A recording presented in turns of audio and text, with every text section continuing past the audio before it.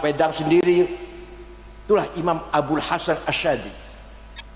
Ono sing takon, Syekh, panjenengan waliullah, bahkan salah satu wali kutub ada 4 ya, Abdul Jilani, Rasyadili, Hasan Rifai, Said Ahmad Badawi.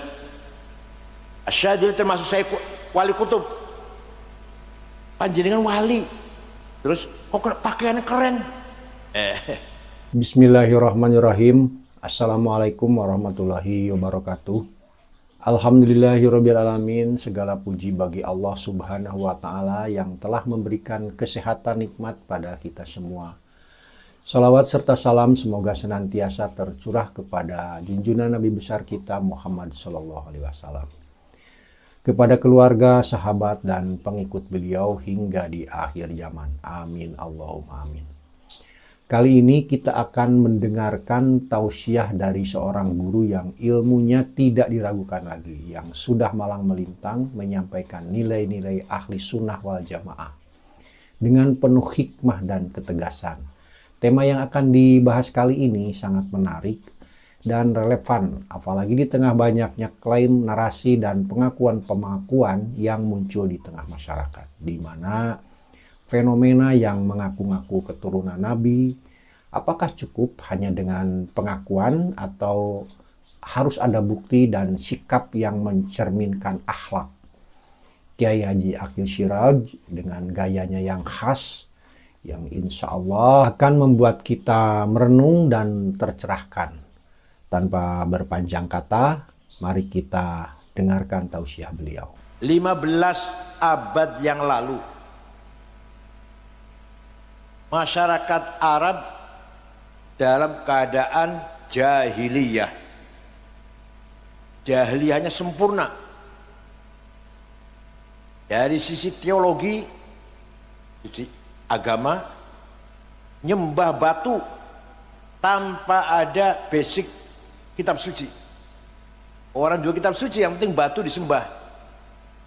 Beda dengan Hindu Buddha, nyembah berhala tapi ada kitab sucinya. Hindu Buddha kitabnya namanya Rigveda, Mahafad kita, Ramayana. Kalau orang Arab nyembah batu tanpa ada basic teologi. Tuhan jumlahnya 350. Antara lain Manah, Lata, Uzza, Hubal, Ya'uq, Yahuth, Nasr, Suwa', Wad. Antara nama-nama Tuhan yang disembah oleh orang Arab. Tidak ada pendidikan, tidak ada peradaban. Hidup bersuku-suku, mudah sekali perang. Kalau sudah perang puluhan tahun, terjadi perang Fijar. Masalahnya sepele, tamu ontanya dicuri. Itu antara yang punya onta dan keluarga yang mencuri, perang 40 tahun. Rasulullah waktu itu usia 14 tahun, membantu pamannya Abu Thalib membawakan anak panah. Rasulullah menangi perang Fijar. Perang itu 40 tahun, hanya gara-gara masalah sepele. Nah, kalau punya anak perempuan, takut menjadi beban, tidak bisa membantu cari rumput, cari air, lebih baik ditanam hidup-hidup. Termasuk Sayyidina Umar ketika belum Islam pernah mengubur anak perempuannya hidup-hidup. Itulah keadaan bangsa Arab ketika itu, 15 abad yang lalu. Buta huruf, tidak bisa baca, tidak bisa menulis. Rasulullah sendiri juga An-Nabiyul Ummi, Nabi yang buta huruf. Yang bisa nulis tidak lebih dari 10 orang. Umayyah bin Abi Salat, Antar al-Absi, Qus al-Ayadi, siapa lagi? Ka'ab bin Zuhair, Zuhair bin Abi Salma, yang bisa baca tulis di Mekah waktu itu. Semuanya buta huruf. Nabi Muhammad yatim piatu, penggembala kambing, tidak pernah sekolah, nggak pernah ngaji, nggak pernah belajar bersyair, nggak pernah aktif di LSM, nggak pernah jadi koordinator demonstrasi, betul nate. Tiba-tiba menyampaikan ayat Quran yang sangat luar biasa. وَلِيَعْلَمَ الَّذِينَ أُوتُوا الْعِلْمَ أَنَّهُ الْحَقُّ مِنْ رَبِّكَ فَيُؤْمِنُوا بِهِ فَتُخْبِتَ لَهُ قُلُوبُهُمْ وَإِنَّ اللَّهَ لَهَادِي الَّذِينَ آمَنُوا إِلَى صِرَاطٍ مُسْتَقِيمٍ. Ini contoh ini. Nabi Muhammad yang buta huruf, tidak punya latar belakang pendidikan apa-apa, tiba-tiba menyampaikan kebenaran bisa dicapai dengan ilmu pengetahuan. Tanpa ilmu pengetahuan tidak mungkin benar. وَلِيَعْلَمَ الَّذِينَ أُوتُوا الْعِلْمَ أَنَّهُ الْحَقُّ. Kebenaran al-haq harus dicapai dengan ilmu pengetahuan. Di bidang apa saja, bertani, beternak, membangun gedung, harus sampai ilmu pengetahuan. Kalau tidak berdasar ilmu pasti salah. Kalau benar sekali dua kali kebetulan kalau benar. Kalau ingin maju harus dibarengi dengan sains dan teknologi. Begitu pula agama. Kalau ingin benar dalam beragama harus dengan ilmu pengetahuan. Tidak cukup kalau hanya pesantren kilat 2 minggu jenggotnya dowo, pada cukup. Gak usah jenggotan, gak usah, asalkan benar-benar paham ilmu agama. Ketika Rasulullah masih hidup, tidak ada perintah Quran ditulis, gak ada. Rasulullah gak pernah perintah tulis Quran, gak. Tapi semua sahabat hafal. Karena kebanyakan para sahabat gak bisa nulis, semuanya hafal. Kalau hafal sudah barang pasti tidak butuh tulisan. Mau hafal, kulo hafal kulhu kulo, butuh tulisan. Mau coba butuh tulisan aku, mau hafal. Setelah Nabi Muhammad wafat, Sayyidina Abu Bakar sebagai penggantinya berpikir, tidak mungkin umat Islam semakin bertambah jumlahnya semuanya hafal Quran, gak mungkin. Maka ijtihadnya Abu Bakar, Quran harus ditulis. Kalau gitu bid'ah dong. Bid'ah, iya bid'ah. Ente kalau nggak mau bid'ah, jangan baca Quran, apal-apalan. Kalau mau pegang Quran baca, berarti ente bid'ah. Ini dilayani kecilian, kalau ngelayanin motor kecilian jangan hell. Sayyidina Abu Bakar membentuk tim penulis Quran 10 orang, dipimpin sahabat Zaid bin Thabit, anggotanya Ubay bin Ka'ab, Ibnu Mas'ud, Sayyidina Ali, Sayyidina Muawiyah, itu anggota tim penulis Al-Quran. Dah ditulis, dibagi ke kota-kota, Basrah, Kufah, Baghdad, Damaskus. Lama kelamaan bacaan Quran kota ini dengan kota yang lain beda. Di sini yaqilun, di sana taqilun. Di sini ya'lamun, di sana ta'lamun. Maka ketika Khalifah Utsman bin Affan, semua Quran ditarik ke Madinah, kemudian ditulis ulang, yang lain dibakar, resmi satu, kemudian diperbanyak, dibagi-bagi, yang lain tadi dibakar. Maka sejak Sayyidina Utsman sampai sekarang namanya Mushaf Utsmani. Apa bu? Apa artinya? Mushaf Pak Haji Utsman. Mushaf yang ditulis oleh Khalifah Utsman. Hanya saja Mushaf Utsman yang asli saya nggak bisa baca. Kalau nggak ada fotokopinya, kalau nggak ada. Saya punya fotokopinya, nggak bisa baca. Kenapa? Titik saja nggak ada. Ba, ta, sa, nun, ya sama. Ayo semua coret. jim ha kho podo, dal dal gaul bedane, ro zai podo, sin shin sami. Ayo bisa baca enggak? Maka ada seorang ulama namanya Abul Aswad Ad-Du'ali, bukan dari Yaman, bukan dari Yaman, bukan.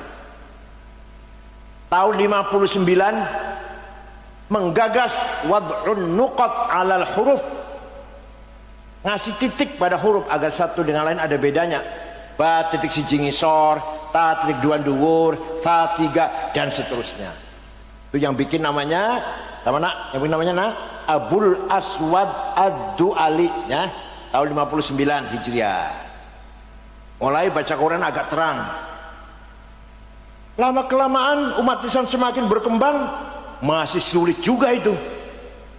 Maka tahun 170 ada ulama namanya Khalil bin Ahmad Al-Farahidi dari kota Farahid, Afghanistan. Kalau sekarang Afghanistan, kota Farhad. Ngarang menggagas syakal, fathah, domah, kasroh, fathaten, domaten, kasroten, tasdid, sukun. Segawe sapa nak? Ya sapa nak? Jawab segawe sapa? Imam Khalil bin Ahmad Al-Farahidi. Baru mulai terang, titik ono, harokate ono. Tapi orang Banyumas, orang Purwokerto, mau Qur'annya makhrajnya masih keliru, keluarnya suara, maksudnya artinya keluarnya suara dari tenggorokan, mengucapkan huruf keliru. Innallaha wasi'un ngalim, gitu ya. Kalau panggil saya Kiai Sangit Ngakil, insyaallah Ahlussunnah wal Jamaah, keluarnya suara dari tenggorokan membunyikan huruf salah, makhraj namanya, keluar suara itu. Maka ada seorang ulama tahun 224 menggagas ilmu tajwid tilawatil Quran, ilmu memperbaiki baca Quran, ilmu tajwid. Baru ada terminologi idhar, idgham, ikhfa, iqlab, qalqalah, mad lazim, tabi'i, huruf halak, huruf mad. Sudah tahun 200-an tahun setelah Nabi Muhammad wafat baru ada ilmu tajwid. Paham mboten? Supaya maca Qur'ane bener podo karo bacaannya Rasulullah sallallahu alaihi wasallam dan para sahabatnya, maka kita butuh ilmu. Waktu zaman Kanjeng Nabi, sahabat boten butuh ilmu, sapal langsung wahyu turun hafal. Nah, kita yang umat yang sekarang harus berdasarkan ilmu supaya maca Qur'ane bener, ilmu tajwid. Ya, itulah jasanya para ulama. Di sinilah pentingnya pesantren. Pesantren Al-Hisnul Hasin, benteng yang kokoh dalam tafaqquh fid din, mendalami ilmu agama. Belum tentu di luar pesantren diajarkan tajwid, belum tentu. Ada lagi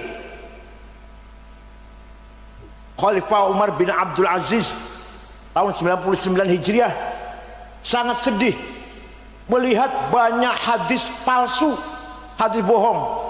Qala Rasulullah bohong, qala Rasulullah bohong. Maka Khalifah Umar memanggil seorang ulama namanya Syihabuddin Roma Hurmuzi dari kota Roma Hurmuz, Iran, kalau salah Iran, kota Roma Hurmuz. Syekh, bisa tidak segera bikin metode ilmu menseleksi hadis? Insyaallah siap. 1 minggu menghadap Khalifah Umar sudah selesai ilmunya. Apa namanya? Mustalahul hadis. Hadis bisa sahih, diterima benar, syaratnya ada 4. Antara murid dan guru ketemu langsung. 2, namanya muttasil. 2, gurunya dhabit, apalan, orang tahu lalinan. 3, gurunya thiqah, bisa dipercaya, amanah. 4, adil, gurunya nggak pernah nyolong sendal di masjid. Itu baru diterima hadisnya itu. Kurang 1 syarat turun menjadi hadis hasan. Kurang 2 syarat turun menjadi hadis Doif. Doifnya apa faktor doifnya?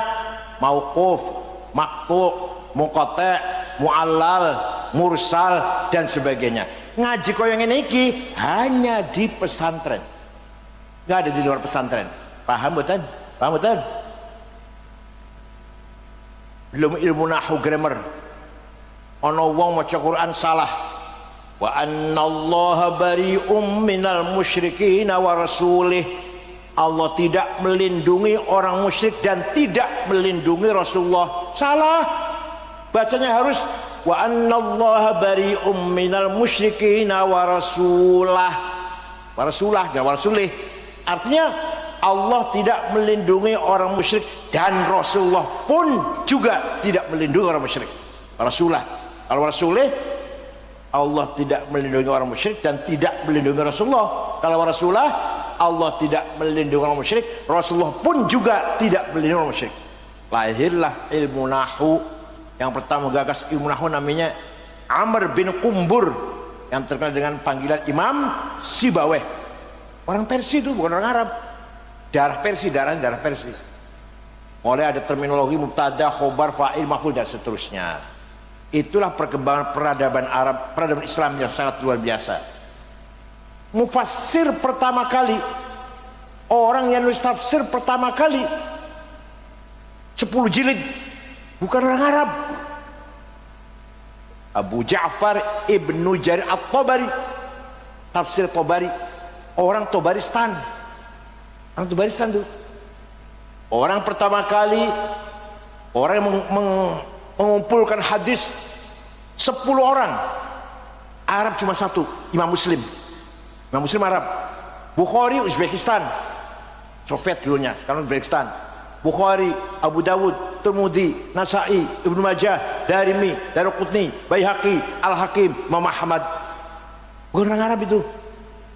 Ahli hadis 10, yang orang Arab cuma satu, Imam Muslim. Imam 4, 2 Arab, 2 bukan. Abu Hanifah bukan orang Arab. Imam Malik orang Madinah. Imam Syafi'i orang Gaza, Palestina. Terakhir Imam Ahmad bin Hambal orang Afghanistan, kota Hambal. Walhasil ilmu dibangun oleh para ulama, tidak pandang dari suku mana, dari etnik mana. Walhasil ilmu ini bermanfaat agar kita menjadi umat yang selalu berdasarkan ilmu pengetahuan. Baca Quran ada ilmu tajwidnya, baca kitab kuning ada ilmu nahwunya, baca hadis ada mustalah hadisnya, dan seterusnya dan seterusnya. Maka lahirlah peradaban Islam, thaqafah Islamiyah, dengan bangunan ilmu, khazanah ilmu yang sangat luar biasa. Orang yang pertama kali menggagas matematik, ilmu hitung, Jabir bin Hayyan Al-Azdi, wafat tahun 160 Hijriah. Amerika dulu ngono, Amerika tidak wonten niku. Eropa masih bodoh. Baghdad sudah punya ilmu namanya ilmu matematik. Jabir bin Hayyan, orang pertama kali menggagas angka 0. Tadinya kalau nulis 10 X nya 10 artinya. Kalau 20 ya X nya 2. Kalau 10 X nya 10. Kalau 100 X nya 10. Kalau 1000 X 100 jajar. Betapa repotnya itu. Imam Abu Yusuf Al-Khwarizmi menggagas 0, 10 10, 100 100, 1000 1000. Ya Allah, orang Islam Pak, yang bikin 0 itu orang Islam. Abu Yusuf Al-Khwarizmi, orang pertama kali menulis tentang penyakit cacar. Kitab namanya Al-Hawi. Abu Bakar Ar-Razi, Dokter Abu Bakar Ar-Razi. Orang pertama kali menggagas kacamata, bikin kacamata, Hasan bin Haytham. Orang pertama kali terbang, mencoba terbang, Abbas bin Farnas. Niru burung, meniru manuk, terbang sekali sukses, 2 kali sukses, 4 kali jatuh mati. Tapi dalam sejarah tercatat dia pertama kali orang mencoba terbang. Orang pertama kali mencatat planet-planet di ruang angkasa, Abdurrahman bin Hawqal. Orang pertama kali menyelidiki peredaran darah dalam tubuh manusia, Abdurrahman bin Nafis. Belum lagi ilmu ukur handasah Al-Bairuni dan seterusnya dan seterusnya. Oleh karena itu Islam bisa kokoh, bisa kuat kalau berdasarkan ilmu. Kalau hanya berdasarkan demo, takbir, nggak tongkat, gak akan maju itu, gak akan maju itu. Islam bisa maju kalau di basic, diperkuat dengan ilmu pengetahuan. Nah sekarang ayo kita jangan ketinggalan. Monggo jangan ketinggalan. Zamannya sudah sangat apa ini? Sangat menantang. Alhamdulillah Gus Dur wafat pun orang ketemu karo apa? TikTok, Instagram, WhatsApp, apalagi AI. Aduh, kalau Gus Dur masih ada barangkali orang juga banyak menghina Gus Dur dengan AI itu. Alhamdulillah si wafat, Gus Dur wafat, Sanu Khalid Majid si wafat, orang menangi. Lah kula sih menangi, waduh repot banget. Manfaatnya kata Google, manfaatnya banyak. Kita tidak usah punya perpustakaan berlemari-lemari, nggak usah. Di dalam satu HP ini buka Google, mau cari apa? Mau cari apa? Pengen kenal siapa itu Imam Syafi'i, wonten. Lahir di sini, tahu sekian, mati di sini, apa dan apa anunya. Idenya apa, gagasnya apa. Pengen urus Sunan Gunung Jati, wonten. Prabu Kian Santang, wonten. Ada semua. Ya Hashim Asy'ari itu siapa? Gus Dur itu siapa? Ada di Google itu. Kulo ada, saya ada saya. Anak saya ada. Anak saya Dr. Rihab namanya. Dr. Rihab. Psikolog Islam. Psikolog Islam yang dalam tesisnya dan disertasinya mengkritik psikologi barat Abraham Maslow. Dikritik dengan psikologi Imam Ghazali. Masuk di Google sudah. Walhasil Google itu manfaatnya kathah, tapi madorotnya ya Allah. Ceramah saya banyak aja, ya. Ceramah saya banyak YouTube ini kan, ningali betul. Nah, sawise ceramah kula selesai, muncul iklan obat kuat. Gimana? Obat kuatnya orang apa-apa, nggak apa-apa, obat kuat. Kalau seperti saya ini udah 72 tahun, kalau umurnya pun 72, butuh obat kuat lah. Tapi iklan gambarnya itu yang haram dilihat. Obat kuatnya nggak apa-apa, ikhtiar obat. Tapi gambar iklannya, gambar zina. Panjenengan nonton film atau nonton gambar zina, jadi saksi di akhirat makanya. Dikira asal kecil apa? Nonton zina, apa namanya, film Blue namanya. Nengkone akhirat hari kiamat saya jadi saksi, kenal ora coba jadi saksi, repot banget. Jadi monggo ningali obat kuat yang monggo, tapi nggak usah lihat gambarnya, paham betul? Niku nek kula wis tuwa dan si bocah-bocah dia seneng banget dengan gambar. Ayo piye bakal iki anak kita 30 tahun akan datang seperti apa, nggak tahu saya. Belum lagi AI bisa menirukan omongannya, wong suaranya pas, geraknya bibir pas, isinya beda. Pak Jokowi pidato bahasa Arab, Pak Jokowi pidato bahasa Inggris, Pak Jokowi dansa nari-nari. IS itu pekerjaannya IS itu. Itu tantangan yang ada di depan kita. Generasi muda itu anak-anak ini harus kita bimbing. Prinsip harus kita pegang. Sarana boleh maju, boleh berubah. Yang tadinya pakai pen, tinta, tekan pakai laptop, berapa apa? Asal isinya tetap ajaran ahli sunnah wal jamaah.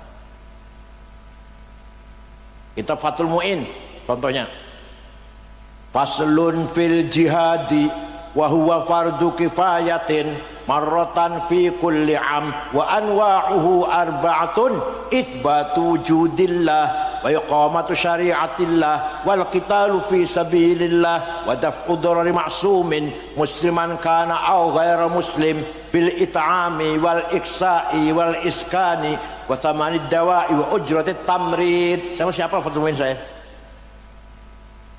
Jadi ketua yang luar siapa Fathul Mu'in jadi? Pasal ini membicarakan tentang jihad. Jihad hukumnya fardu kifayah. Ada 4 macam. Jihad pertama adalah itsbatu wujudillah, ai iqamatu hujajin diniyatin naqliyatan kanat au aqliyah itsbat wujudis shani'. Ayo kita mengajak masyarakat, mendorong masyarakat agar beriman kepada Allah dengan iman yang berlandaskan argumentasi tekstual dan rasional. Nyun sewu bungi atau Pak yang di belakang nih. Kalau saya tanya, panjenengan beriman pada Allah? Jawab yang keras. Panjenengan beriman? Allah wonten?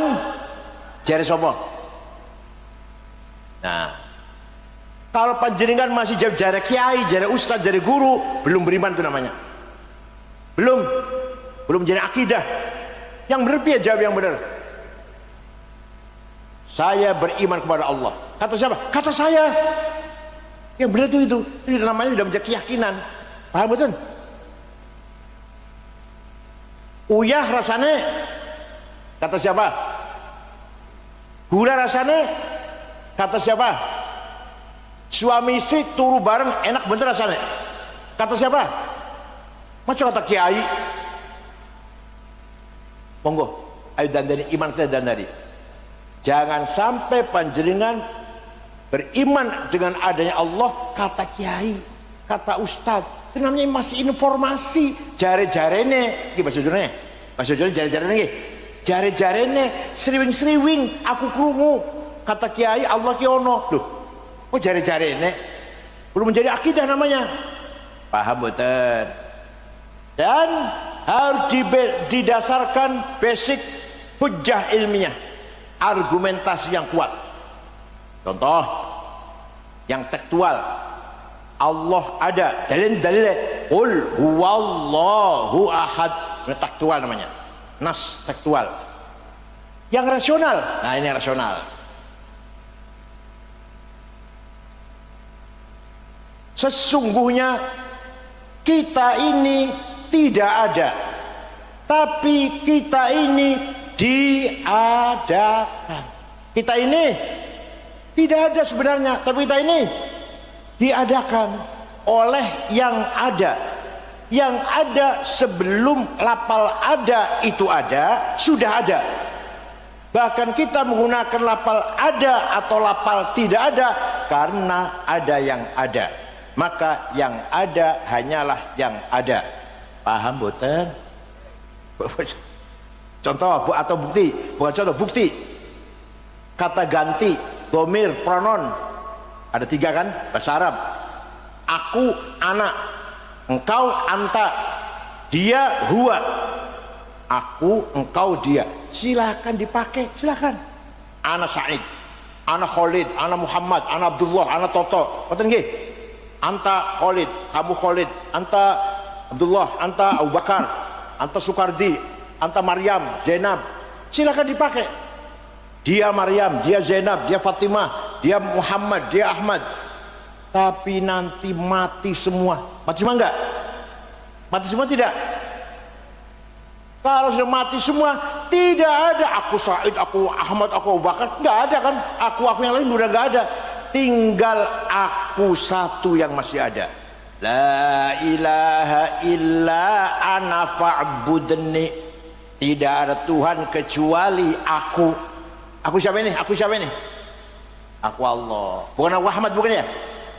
Bukan aku Abu Bakar, bukan. Aku Allah. Artinya la wujuda illa ana. Tidak ada yang wujud, tidak ada yang ada kecuali aku. Artinya la ana illa ana. Tidak ada aku kecuali aku. Aku Ahmad mati, aku Abu Bakar gaono kabeh, aku Khalid gaono, aku Zainab gaono. Tinggal aku Allah yang ada. La ana illa ana. Paham betul? Paham betul? Apa ngajine ngaling? Sudah muka nakir. Senengane ngaji cekal muka nakir. Muka nakir itu dikala karo Abu Nawas. Waktu Abu Nawas akan mati, pesen karo anake, nek aku mati dibungkus karo kain kafan sing wis ambrol. Sobek-sobek ireng, ojo sing anyar. Kenapa, Pak? Ora setakon. Begitu mati anaknya cari kain kafan yang sudah ambrol, sobek-sobek, bau lah. Harus dikubur. Bukan akhir datang mau nanya marah buka. Begitu masuk kaget muka anak, loh ini mah sudah lama ini, saya salah masuk, balik mana gaji teleponnya. Jadi ngaji ojo cerita muka nakir terus kalah karo Abu Nawas. Anta engkau Ahmad, engkau Toto, engkau Solihin, engkau Zainab, engkau Maryam, mati kabeh bakale. Tinggal anta satu yang tidak mati. La ilaha illa anta subhanaka inni. Tidak ada kecuali engkau. Itu artinya la wujuda illa anta. Tidak ada yang wujud kecuali engkau. Artinya la anta illa anta. Tidak ada engkau kecuali engkau. Engkau sudah mati kabeh, tinggal engkau Allah yang ada. Paham?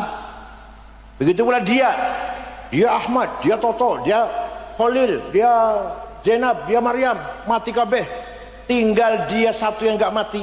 La ilaha illa huwal hayyul qayyum. Tidak Tuhan kecuali dia. Artinya la wujuda illa huwa. Artinya la huwa illa huwa.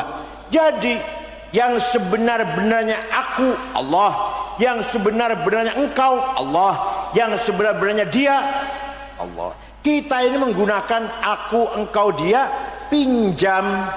Apa? Maunya berapa tahun pinjamnya? Jawab ya Allah. Maunya berapa tahun pinjamnya? 100. Maunya berapa tahun pinjamnya? Oh, orang jawab ya Allah. Maunya berapa tahun pinjamnya? Sing bener jawabnya terserah yang meminjemi. Jangan bilang 100 tahun, yang bilang 80 tahun. Terserah yang meminjemi. Sapa urung mau kok kene pulang dari sini sapa urung. Tinggal rahimahullah. Paham mboten? Jadi yang sebenar-benarnya aku Allah, engkau Allah, dia Allah.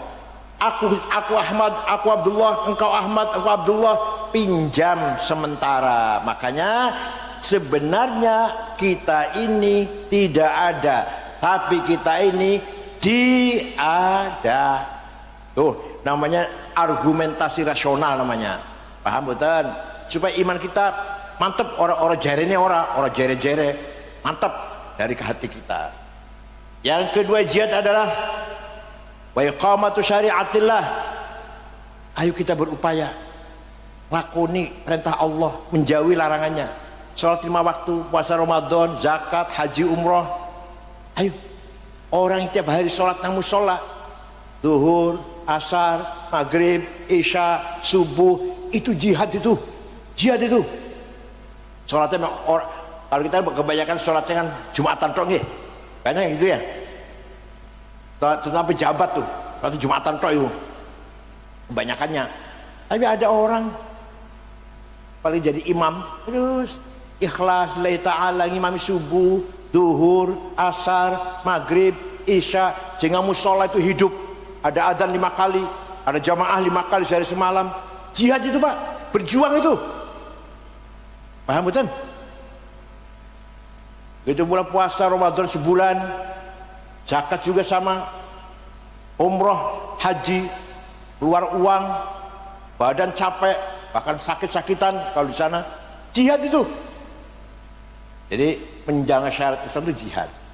Wal qitalu fi sabilillah, perang membela kebenaran, membela hak, itu juga jihad.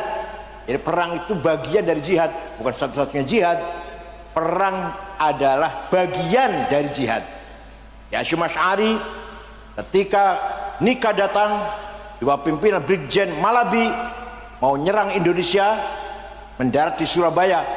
Hasyim Asy'ari mengeluarkan fatwa tanggal berapa? Tanggal berapa? 22 Oktober. Tanggal berapa? Hari santri. Tahun 45 Hasyim Asy'ari mengeluarkan fatwa membela tanah air, hukumnya fardhu ain. Semua wajib, yang kaya, yang miskin, yang pintar, yang bodoh, yang pejabat, yang rakyat, semua wajib bela tanah air. Man mata li ajli watanihi mata syahidan. Barang siapa mati demi bela tanah air, mati syahid. Podo karo bela agama. Ya cuma syahid itu Pak. Terjadi peperangan tanggal 10 November yang tidak seimbang. Di sana senjatanya lengkap, bahkan ada pesawat tempur. Di kita paling ngopo, golok paling Atau Bung Tomo yang tentara, Bung Tomo ya paling senjata biasa, bukan otomatis. Tapi kita menang, walaupun korbannya banyak, 20.000. Kan disebut hari pahlawan 10 November itu. Nah, Hasyim Asy'ari mengeluarkan fatwa itu, terpaksa angkat senjata, termasuk jihad fisabi. Tapi kalau aman jangan, lagi aman ini ngebom, salah. Kalau lagi aman ya nggak usah perang, lagi aman. Kalau lagi gawat, lagi kritis, ya kita harus perang lah. Semua keluar dari rumah, bawa apa yang ada, apa yang punya, membela kebenaran. Paham gak? Yang terakhir, jihad adalah wadaf'u dharari ma'sumin musliman kana aw ghairu muslim, memberi perlindungan kepada warga masyarakat Banyumas yang baik-baik, bukan pelaku kejahatan, bukan bos narkoba, bukan penjudi, bukan pembunuh, bukan pemerkosa. Orang baik-baik harus diberi perlindungan, hidup aman, tentram, nyaman di Purwokerto, di Banyumas. Musliman kana au ghairu muslim, Muslim atau Kristen, Hindu, Buddha, Konghucu, harus hidup dengan tentram asal itu baik-baik, bukan orang jahat. Ini jihad, ya Allah. Kitab Fathul Mu'in, Pak, kitab kuning, punya konsep bagaimana membangun masyarakat yang beragama, beribadah, punya mental yang kuat, berani, dan hidup nyaman di Banyumas ini. Muslim atau non muslim, pilih kami. Semua penduduk Banyumas, muslim atau non muslim, asal itu baik-baik, harus cukup pangan, tidak boleh ada kelaparan. Paham betul Bu? Paham betul Bu? Orang Banyumas yang baik-baik harus makan semuanya, harus sejahtera, perutnya kenyang. Kalau ada di Banyumas satu orang yang prosok itu paling adol lah, deso banget gitu, mati karena tidak makan, matinya karena sebab tidak makan. Dosa semua kita ini, kita dosa semua. Nomor 1 bupati, nomor 2 ketua DPRD, nomor 3 Kapolres, nomor 16 ketua NU. Tenang nih, tenang. Jangan sampai di Banyumas ada orang mati karena tidak makan. Dan makan yang baik, yang bergizi. Jangan nasi wis asem, wis rong dino digoreng. Semayi itu semayi, itu sebut semayi. Bahasa Cirebon semayi. Ampasnya kelopo, kelapanya diperes, ampasnya masih dimakan. Kasih mecin, kasih garam, kasih cabe. Makan cucu kita deder otaknya bakalnya. Yang kedua, wal iksai dan pakaian. Masyarakat Banyumas, muslim non muslim, harus cukup sandang. Tidak boleh ada orang yang kekurangan sandang, apalagi orang Islam.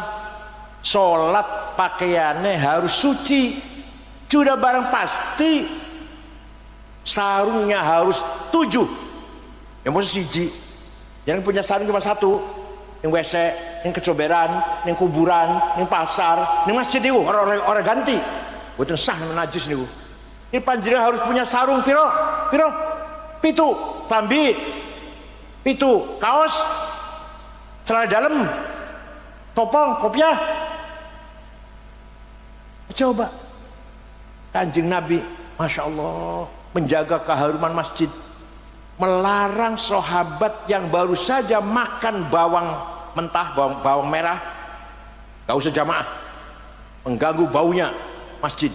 Kanjeng Nabi melihara kebersihan dan keharuman masjid. Kanjeng Nabi betul orang buru petel contohnya petel. Orang buru petel Kanjeng Nabi. Segitunya. Khudhu zinatakum 'inda kulli masjid. Ambillah perhiasan, ya maksudnya ganti pakaian yang bagus ketika kamu berangkat ke masjid. Toilet harus bersih. Masya Allah. Kadang-kadang musola niku toiletnya kosong, jiduke bolong, yang isore coklat kuning, kecuali 2 tapak kaki yang gak coklat. musolanya tikare bolong sobek, lampunya 5 watt. Teko imame teko, sarung ngecap gajah duduk, sandali lili, bajunya kokorong bulan durung ganti, kopinya ireng sabur coklat, menyedihkan sekali. Toiletnya pom bensin lebih bersih daripada toiletnya musola sampean. Gimana? Pom bensin lihat toiletnya bersih, harum baunya. Kita di masjid malah kotor, ya Allah. Wal iksai dan pakaian.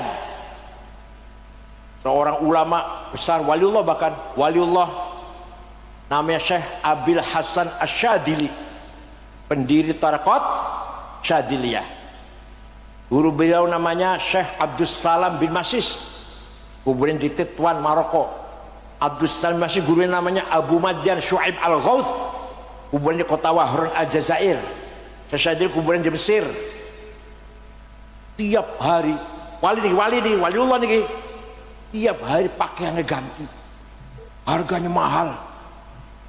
Jasnya terdiri dari bahan wol dormil semeter 12 juta, sepatunya Hermes selawe juta, kacamata Cartier 45 juta, pulpennya Montblanc 15 juta, tasnya Gucci 75 juta, baju Christian Dior Pierre Cardin bajunya itu 7 juta, ikat pinggangnya Beli 4 juta. Ya Allah, waliullah, rumahnya villa gede, kendaraannya kereta ditarik 2 kuda. Apa artinya kalau sekarang? Ya Alphard lah, Alphard atau BMW atau Mercy atau Audi, bukan Luxio, Grand Mark, bukan. Pembantunya 16, pembantunya khodamnya 16, cuci pakaian sendiri, bersih sendiri, layani makanan wedang sendiri. Itulah Imam Abul Hasan Asyadi. Ono sing takon, Syekh, panjenengan waliullah, bahkan salah satu wali kutub ada 4 ya, Abdul Jilani, Asyadili, Hasan Rifai, Said Ahmad Badawi. Asyadili termasuk saya wali kutub.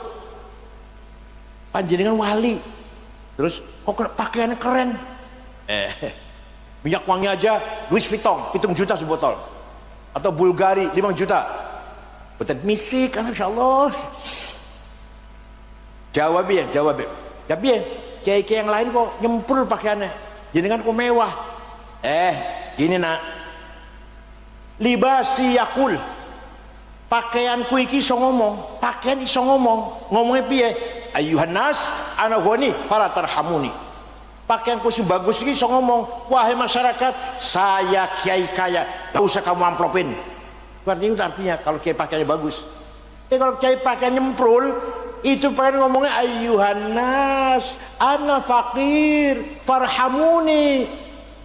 Wahai masyarakat, aku kiai melarat, ya amplop ta fidya ta nazar gorene gimana tenan kita biar niku duduk kulo ngarang mboten tenan niku. Jadi kiai pakaiannya harus keren, baunya harum. Usahakan Rais Syuriah NU Banyumas pakaiannya lebih bagus daripada bupati. Usahakan. Bupati apa jasnya? Ayo kita lebih mahal lagi. Bupati pulpennya apa? Kita Montblanc. Kacamatanya apa? Kita Cartier. Itu loh. Supaya tikoh, self confident, percaya diri. Ketemu dengan orang kaya sama, dengan pejabat sama, gak dingkluk, gak minder dingkluk dulu. Ayo, kiai harus kaya kiai. Paham betul? Said Muhammad bin Alwi Al-Maliki di Mekah. Mireng namanya niku mireng. Ini saya tenan iki, Habib tenan iki. Habib tenan asli iki. Said Muhammad bin Alwi Al-Maliki. Waktu saya di sana, santrinya 700 putra-putri Mbah Mun, dia mondokin aku ditanggung dahar, minum, makan, kitab, buku, pulpen, pakaian, sakit diobatin, pulang dikasih tiket. Coba karena apa? Karena Said Muhammad kaya dan loman, punya hotel di Mesir, punya percetakan kitab di Maroko juga punya, kaya dan loman. Ayo, kira-kira kapan di Purwokerto ada kiai yang nanggung santrinya? Wonten dereng? Syekh Muhammad bin Ali al-Maliki itu. Syekh Abdul Qadir Al-Jailani, orang Baghdad, orang Irak. Suatu ketika pergi ke Mesir, ngulon. Kalau naik pesawat 1 jam seperempat, naik pesawat, naik apa belum naik onta kuda itu, berapa hari itu. Tujuannya ziarah datang kuburannya Imam Syafi'i, dusun Fustot, Kairo. Dusun namanya Fustot, kuburan Syafi'i, Zakaria Ansori, Imam Waqi', Ibnu Hajar Asqalani, sekomplek kuburan itu. Riko ziarah juga. Syekh Abdul Qadir Jilani ziarah kubur, Bu. Dan anak sampean BSAG orang ziarah kubur. BSAG keluar perguruan tinggi swasta lagi. Dosennya sering mencret, anaknya sering bolos. Bayar 15 juta di wisuda. SAG. Alah. Syekh Abdul Qadir Jilani ziarah kubur, datang Imam Syafi'i. Nah, setelah ziarah kubur melihat penduduk sekitar kuburan Syafi'i dusun Fustot melarat, orang podo di rumah. Maka Syekh Abdul Qadir Jilani beli tanah 10 hektar diwakafkan untuk penduduk Fustot. Sampai sekarang, Pak, sampai sekarang rusun yang gerbang orang tulisannya Auqaf Syekh Abdul Qadir Al-Jilani. Jadi beliau itu adalah wali sugih dermawan. Panjenengan wali duduk sugih ora, loman ora. Wal yakhshal ladzina law taraku min khalfihim dzurriyyatan dhi'afan khafu 'alaihim falyattaqullaha wal yaqulu qawlan sadida. Aja ngantek sampean dua anak terlantar diafan, kurang makan, kurang gizi, kurus anak sampean, Qur'ani. Ojo ngantek sampai dua dzurriyah, itu apa, anak cucu lah, turunan, diafan khaufu alaihim, yang menyedihkan. Artinya apa? Artinya Quran merintah kita harus kaya. Paham betul? Harus apa? Supaya anak kita sehat, keturunan kita sehat, karena kita cukup kaya. Jadi Allah perintah kepada kita harus kaya. Paham betul? Jadi kaya itu wajib. Kalau kaya itu wajib, melarat dosa. Ayo, kaya itu melarat. Awas dah, aku berani mana masih melarat sampean. Bangun masjid karo duit, bangun pesantren karo duit, ngormati tamu karo duit, nolongi tonggo, kecelakaan karo duit, mondoke anak karo duit, lu haji nglakoni rukun Islam sing paling sempurna kelima karo duit. Maka ayo kita bangun ekonomi kita. Jam 3 tangi tahajud, syukur 11 rakaat, orang-orangnya 3 rakaat, orang-orangnya yang 1 witir. Setelah sholat tahajud istighfar ping 100, sholawat ping 1000, alif lam sajdah sepisan, yasin sepisan, waqiah ping 3, tabarok sepisan.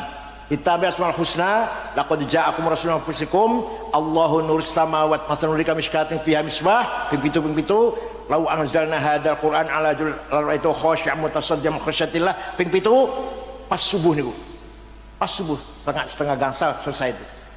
Sholat subuh, bar sholat, zikir, luru duit, cari uang yang halal sampai duhur, makan siang, istirahat, sholat, cari duit lagi sampai asar, istirahat, sholat asar, cari duit lagi sampai maghrib. Itu dua-duanya sama-sama ibadah. Paham betul? Sholat ya ibadah, boleh duit sing hal ya. Bukan berarti saya ngejak sama sugih meremehkan ibadah, tidak. Ibadah tetap ibadah, lur duit juga ibadah. Sholat iya, lur duit iya. Masya Allah. Sayyidina Utsman, sahabat yang pasti masuk surga. Ada sahabat 10 sudah dikasih tahu kamu tuh pasti masuk surga. 10. Abu Bakar, Umar, Utsman, Ali, Sa'id, Tolha, Zubair, Abdurrahman bin Auf, Amir bin Jarrah. Sayyidina Utsman yang sudah dipastikan masuk surga pernah sedekah gandum gak dihitung berapa karung, yang jelas diangkut 700 onta. Sedekah Sayyidina Utsman gandum diangkut 700. Jadi kan pernah sedekah diangkut ke bot atau sapi pirang karung. Kiai Wahab Hasyim Asy'ari deklarasi NU. Kiai Wahab orang kedua muter-muter sampai ke Palembang sosialisasi NU, Pak. Ketemu dengan kiai asal dari Semarang namanya Kiai Kamil Soleh, beri NU di Palembang. Ke Banten, Menes, Pandeglang, ketemu dengan Kiai Abdurrahman, berdiri NU di Banten. Ke Betawi, Jakarta, Guru Marzuki Cipinang, berdiri NU di Jakarta, Betawi. Bogor, Ajengan Pagentongan, namanya Kiai Abdul Hamid. Cirebon, Kiai Abbas Buntet. Semarang, Kiai Ridwan, Lasem Mbah Masum, Kudus Raden Asnawi Kudus, Cepu Kiai Ihsan, sampai ke Lombok. Wahab tahun 30 itu, 30, 35, gitulah cerita tahun itu. Ke Lombok Tengah, jumpa dengan Kiai Hasun dan Kiai Faisal, berdiri di Lombok.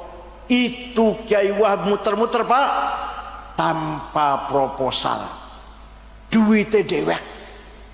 Nih, ini bisa maju kayak sekarang ini, baru kayak pengorbanan Kiai Wahab, ilman wa fikran wa amalan wa malan. Iwa bangun NU ya pikirannya, yo ilmunya, yo tenaganya, yo duitnya. Jangan teh korban ke NU apa? Nate korban untuk NU jangan, pengorban untuk NU nate. Alah, proposal. Waktu Kanjeng Nabi Mi'raj ningali ono wong lanang tangis sing kuburan gede dhuwur. Bosen sedei terdekatin, mukanya bolong, gak ada dagingnya, kropos. Kanjeng kaget, takon karo malaikat Jibril, man huwa ya Jibril, sapa Jibril? Oh, niku umat panjenengan yang rajin bikin proposal. Bakal tangis sing kuburan, mukanya nggak ada dagingnya, bolong balik. Itu saya wonten cerita Mi'raj wonten niku. Oleh karena itu, di samping kita memelihara as-sarawatul ijtimaiyah, sosial kapital, masyarakat yang banyak, warga banyak, kita membangun as-sarawatul maliyah, financial capital. Paham betul? Nah, inilah jihad fisabilillah. Makan cukup, sandang cukup, rumah wal iskan. Rumah tuh yang paling tidak minimal 3 kamar. Coba anaknya harus gede, Bu, anaknya harus gede, lanang wadon kudu pisah turune, harus gede. Paham betul, Bu? Minimal ada 3 kamar untuk orang tua dan anak laki 1, anak perempuan 1, dewe-dewe. Jangan cuma 1 kamar. Umumnya sekamar, ya Allah. Bapak, ibu, anak sholat, wiridan, baca Quran, apa nih, mangan. Kemudian tamu nang kono, enggak, tidak ideal, tidak pantas. Kita orang Islam supaya ibadah makbul kalau Allah, ibadah baik, suci, bersih, rumah harus dijaga kebersihannya. Minimal 3 kamar dan ada musola khusus. Kamu ya, itu namanya wal iskan. Watamani dawai dan obat-obatan, ojol tamri dan biaya kesehatan, periksa dokter, operasi apa aja lah, endoskopi, itu harus kita wujudkan. Semua masyarakat Purwokerto harus mampu menjaga kesehatannya. Itu namanya jihad fisabilillah. Paham boten? Kitab itu dibaca di pesantren. Lirboyo itu tamatan Sawiyah udah harus paham itu. Mulai Lirboyo biyen tahun 68 sampai 71. Patungin hatam kula. Lirboyo coba. Ada lagi? Ada lagi. Ilmu di pesantren. Ada 2 syair. Zaidut Tawil Abyadu ibnu Maliki bi baitihi bil amsi kana muttaqi biyadihi sayfun lawahu faltawa hadhihi maqulatun asyun sawa. Kayaknya gak pate paham. Zaidun utawi Zaid itu At-Tawil wong dhuwur, Al-Abyadu kulite putih, Ibnu Malik anak Man Malik, fi baitin jero omae bil amsi wingi kana muttaqi tongkrong biadi saifun tangan kel golok, lawahum bengkok akan sopo zat ing golok, fatawa mau dadi bengkok opo golok. Dikira cuma sesederhana itu apa? Bukan. Itu ada kategori ten. Siapa dia? Zaid, karena esensi. Siapa itu? Siapa itu? Oh, itu Zaid, esensi. Dia mau maju ketua NU ya? Ya. Seperti apa kapasitasnya, kemampuannya, intelektualitasnya? Seperti apa? Hubungannya dengan orang lain seperti apa? Dia belajarnya di mana? Kalau kita akan milih ketua NU, bolehnya sekedar anak kiai kita pilih, jadi orang kiai orang dipilih? Enggak. Kalau kita betul objektif pakai ini, siapa dia? Seperti apa dia itu? Hubungannya seperti apa? Posisinya seperti apa? Jadi Zaidun esensi at-tawilu quantity, al-abyadu quality, Ibnu Malik relasi. Fi baitihi jeromai time place, bil amsi time kana muttaqi posisi tongkrong tuh. Jadi tongkrong posisi namanya itu. Kemudian biadi saifun tangan kelgolok to have. Lawahu aksi faltawa reaksi. Ya Allah, ini kiai kalau ngerang kayak gini tampilnya pinter-pinter bakal ya. Cair otaknya cair itu. Kalau kita mau melihat orang supaya objektif, siapa dia? Kapasitas seperti apa, kualitas seperti apa, hubungan orang lain seperti apa, posisinya apa, di mana, kapan, dia punya kekuatan apa, dia punya golok, tadi kan kalau golok Z, dia punya kekuatan apa, namanya to have namanya. Kemudian dengan kekuatan itu apa dia perbuat, aksi. Setelah dia perbuat, apa akibatnya, reaksi. Ini namanya kategori 10. Di pesantren diajarkan, pesantren diajarkan di sini nih. Ya Allah. Satu lagi contoh, satu lagi. Sabu-sabu, heroin, kokain, narkoba haram. Di Quran tidak ada. Di hadis betul wonten. Ijma betul wonten. Itu harus pakai kias, otak harus cair. Ini otak harus cair. Piye caranya? Ada muskirun, ini barang memabukkan, namanya muqaddimah sughra, namanya premis minor. Wa kullu muskirin khamrun, setiap memabukkan masuk golongan khamr, namanya muqaddimah kubra, premis major. Wa kullu khamrin haram, sedangkan khamr itu haram, namanya qaul syarih, legal statement. Maka kesimpulannya hadza haram, narkoba iki haram, namanya natijah shadiqah, positive conclusion. Diajari buat mereka ini. Tuh harus seperti itu. Insya Allah kiai bakal cerdas nih Bu. Makanya kalau munas, para kiai NU kalau munas menjawab pertanyaan 15 pertanyaan 2 hari selesai. Itu pakai kias, otaknya cerdas. Tapi kalau bukan kiai NU ditanya 15 masalah, hukumnya sholat Jumat di kantor, hukumnya kripto, hukumnya bitcoin, hukumnya apa, bursa saham, hukumnya cloning, rong tahun durung tentu coba bisa menjawab itu. Dan Qurannya orang ono, hadis orang ono. Mereka maunya kan Quran hadis. Kalau kiai, Quran, hadis, ijma dan ya, kias ada 9. Aulawi, burhani, mantiki, jadali, istiqra'i, tamthili, khitabi, syi'ri, iqna'i. Kalau saya terangkan 2 tahun ini. Pun ngoten pun ilmu kiai ini. Oleh karena itu ayo pesan al-hidayah harus maju. Harus bermanfaat untuk masyarakat. Anak kita percayakan di sini. Insya Allah di samping ilmu, di pesan ada manhaj tarbiyah ruhaniyah, ada membangun karakter, akhlakul karim. Ini pesantren. Tidak ada antar pesantren tawuran, betul nonton? Gimana? Tapi tak antar SMP betul? Nah, antara SMA betul? Tapi tidak antar pondok tawuran, tidak ada. Waktu kula teng pesantren, duduk-duduk dengan teman itu, tidak pernah yang diobrolkan tuh mengko bakale kita jadi apa, gaji piro, muter wonten niku ngobrol muter wonten. Nggih mboten, iki sing pesantren. Atau yang pondok itu ono yang ngobrol, oh bakal aku jadi apa ya, gaji piro ya, golongan pangkatnya apa, 2A, 3A, ose, mboten wonten. Artinya apa? Santri luru ilmu teng pesantren bukan karena ingin jabatan atau kerjaan, pancen cinta pada ilmu yang dia dalami. Artinya apa? Ibtigha amardha kelebihan pesantren. Insya Allah putra panjenengan keluar dari pesantren punya karakter, kepribadian, mandiri, tidak membebani orang lain. Gak ingin cari jabatan, dapat gaji dari negara, enggak, mandiri. Aku bilang, lo bukan pegawai negeri bukan? Ya urip kok. Saya bukan pegawai negeri, tapi urip alhamdulillah. Mobilnya lumayan dua lah. Oman dua, mobil dua, duit lumayan. Itu pegawai negeri. Tidak ada yang dibebani oleh saya, nggak ada. Alhamdulillah. Itulah barokahnya ilmu. Insya Allah semakin pinter anak-anak, kamu akan semakin dihormati oleh masyarakat, dan asal ta'ala rezeki gampang, hidupnya sejahtera, aman dan tentram. Ngoten nggih? Insya Allah. Dan ibu-ibu, bapak-bapak semuanya, ayo kita jaga anak-anak kita. Harus kita jaga Pak, jangan dibiarkan. Luar biasa itu, gawat ini, luar biasa. Saya dulu ingin nonton bioskop film India, harus berangkat ke Cirebon 20 kilo dari rumah saya, naik mobil, beli karcis, datang disabeti orang tua, dimarahi orang tua. Sekarang filmnya di HP, di tangan. Mau film apa saja ada ini.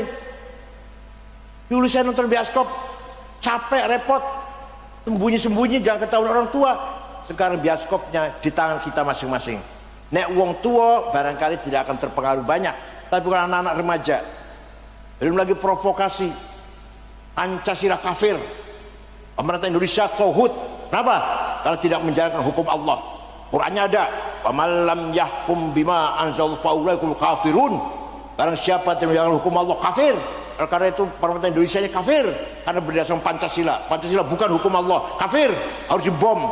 Ayo, putra panjenengan ngeruang kayak provokasi seperti itu tanpa dasar dari pesantren, pasti terpengaruh. Itu dari satu sisi. Sisi lain, apa itu sholat? Apa gunanya sholat? Apa gunanya puasa? Itu hanya mengurangi produktivitas.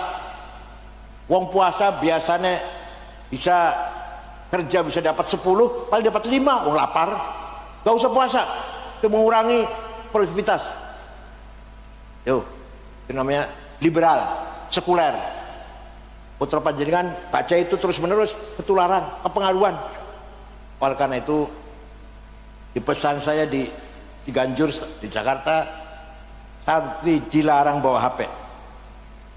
Orang tua nengok hanya boleh 1 bulan sekali, gak boleh. Padahal wonten orang tuanya wali murid yang ngaji datang kulo seminggu ping kali, malam Jumat dan malam Senin, banyak. Gak boleh ketemu sama anak.